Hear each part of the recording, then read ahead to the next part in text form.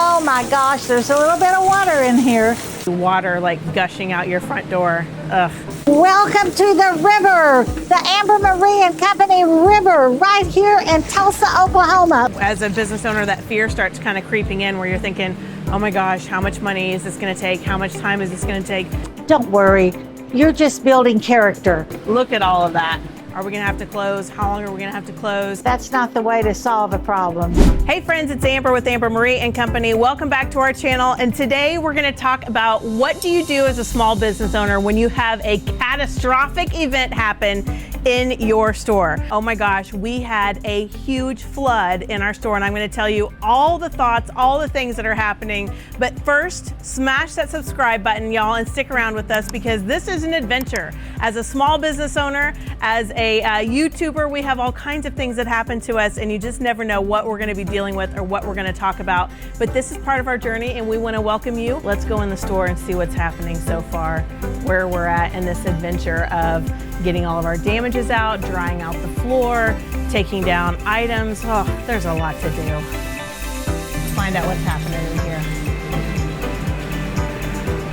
Okay, question of the video is, give me your best advice. If you're a small business owner, if you're an insurance agent, what do we do? And tell me, what do you think we should do? Should we just do the store in sections to redo the floor? Or is it best just to take everything out and spend a month redoing it how we really want it and then just bring everything back in for a grand reopening? You know, there's a lot of contributing factors to think about, but I want to hear from you. What's your best advice in this situation? Because this is uncharted territory. We have no idea what to do here and what's best. But I would love to hear from you. So leave a comment. Mom and I love reading them and we take all of your comments to heart and with careful consideration. And this is a big job, y'all. So if you have any insights, let me know. We've had some crazy times that include water in our business. We were in the mall and we had a leak above us from a Chinese restaurant that came and leaked all over everything. Yesterday I walked in and I had like flashbacks to the mall. I don't know if you guys know the story about us, but we were in our local mall here in Tulsa, Oklahoma for several years, and we were underneath the food court. Let me just tell you, the big life lesson I learned there is never have a home decor store under a food court. It's dangerous. What we had in the mall did not compare to what we had yesterday here in this store. It was like a river running through, a gushing fast river running through our store. First thing you think of is, oh my gosh, are we gonna have to close? How long are we gonna have to close? What part of the store is gonna be salvageable? What are we gonna do? How long is it gonna take us to get our flooring up? Is everything gonna be dry? How much merchandise was damaged? And then you start thinking about, okay, what are we gonna have to do if we have to close the store for a certain amount of time?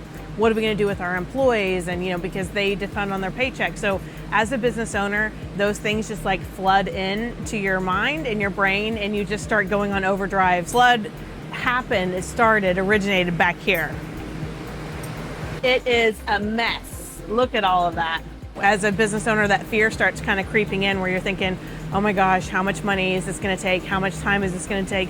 What are we going to do? Because obviously, you don't plan for this to happen, right? So in the back of your mind, anything like this can always happen, but you don't plan for it. And you have all this product coming in because we're changing seasons right now. So fall is about to arrive and Christmas.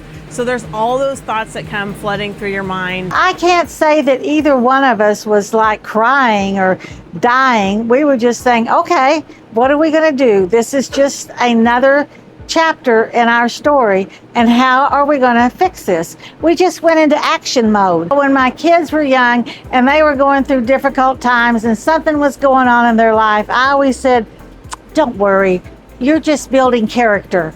And they go, Mom, I think I've got enough character. And I always said, not yet, you don't, not yet. Because things happen, and how you react and how you have your backbone and you stand up and you face those problems, that's what's important. And that's what builds your character. We had ODR, which is Oklahoma Disaster Restoration, come. They got the fans. We started squeegeeing all the water out the front door because like when we pulled up in the truck, Dad and I, there was water literally streaming out all of our front doors. So right now in the store, there's about a mixture of 40 fans and dehumidifiers to try to take all of that humidity that was caused, which is actually kind of a nice soothing noise. The hum, I like that of the fan. It's a soothing noise for us today, but it's also very loud in here. Some of the equipment that they're using is just unbelievable. I had no idea that they had all this equipment and how much it would help. So here is this fan, and you have this tubing, and it goes all the way down the floor, and what it's doing is extracting the water and humidity from in the air and the floor, and it goes all the way down to a big tub, and then the water goes into that tub, and that's taking out humidity that we can't even see. Well, I'm surprised that it seems to be drying it out pretty well. I'm shocked. Too. I walked in this morning and I was expecting multiple puddles. I found one puddle right over here at the front. I spread that out, so all of our puddles are gone. I know. Everything's drying good. We just need to get, which is good, because that's going to stop any secondary damage, any mold. Yeah, that's good. I don't want mold. I wanted to show you some of the items that were damaged and some of the damage that water could do, because water gets into everything. If you see the floor, we had to pull up the floor already. It's very damaged. You can see that some of our cabinets are already starting to crack because of the water that they took on, because they're made out of wood. There's just a lot of damage that goes into something like this. A lot of products that you don't realize are close to the floor. This is where the damages are coming right now so that we can store them, get them out of the store. We have rugs that are drying out. I mean, it is a process. And you know, this is one of those things, like, nobody writes a handbook and tells you in your business what to do if or what to do when. Hopefully it's never a when, it's just an if, but here we are today and we're trying to figure it out. At this point, we have no idea, like, the total damages, the total losses. We have kind of really still a couple of days to find out what furniture or what display items are actually going to be warping. But several baskets and stuff we're going to have to claim, and there was merchandise on the floor. And not only that, but just when you were walking through, the splashing.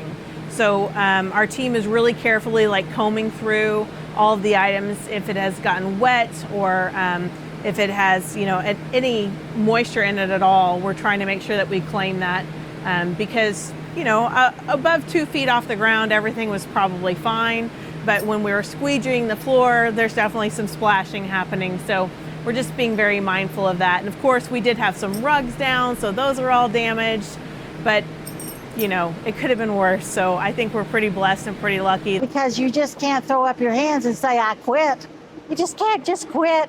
You gotta, I mean, look at all this. We gotta do something. I started working for my dad when I was 12 years old in his store, and there's just something about retail that gets in your blood. You just love it. Either you love it or you hate it. And I love it, and my family loves it, most of them. Amber loves it. But you know, I wouldn't want to do anything else. My husband one time said, why don't you go back to teaching, you know?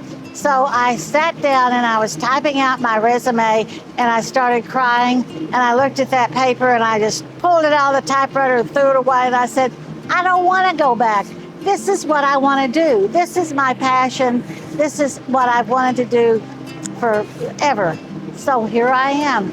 I'll tell you, the most important thing and the best part of living in Tulsa is that we are so fortunate that the city of Tulsa, the community of Tulsa, our Amber Marie and Company community, they support small businesses probably better than any other city I can ever imagine or think of. So when a small business has any sign of struggle, like, the community just rallies around them and wraps their arms around them and just shows them so much love. So we've had so much of that love shown to us today, with just customers coming in and just shopping the quarter of the portion of the store that they can shop, just telling us, I'm so sorry, we're thinking about you. Because, you know, it's the summertime, so it's a little bit slower for us in our business. And so when something like this happens, it just takes those slow months and it kind of makes it like, oh my gosh, you know, a little bit more of a struggle. But just the fact that they come out and they support you, they show your love. So many people, as we've posted on social media, have sent such nice, encouraging notes. And just to be a part of that encouragement just really means the world to us, because it just, I don't know, like it just feels like God just kind of sends those smiles to you through people. So people don't even know that they're being used in some ways. I think that God's just using them to be a light and an encouragement to us. So thank you. We really appreciate that. You have to trust. You have to trust that somehow at the end of all of this, you're going to see the good and what came out of it, because there's always something good that comes out. Maybe it's the fact that we're going to get a new floor. That's going to be good. You know, maybe the whole store is going to look completely different. We don't even know. We're so much in the preliminary findings of what we're going to do that we don't know the future. But I know who has the future for us. And you remember that, you know, anytime we've ever had these challenges in our business, that it's always been an opportunity that God has opened up and revealed something even better for us. So Mom and I are like looking forward to seeing what that is at this point. Stick with us, y'all. Keep those prayers up. We really appreciate it. And I'll see you next time.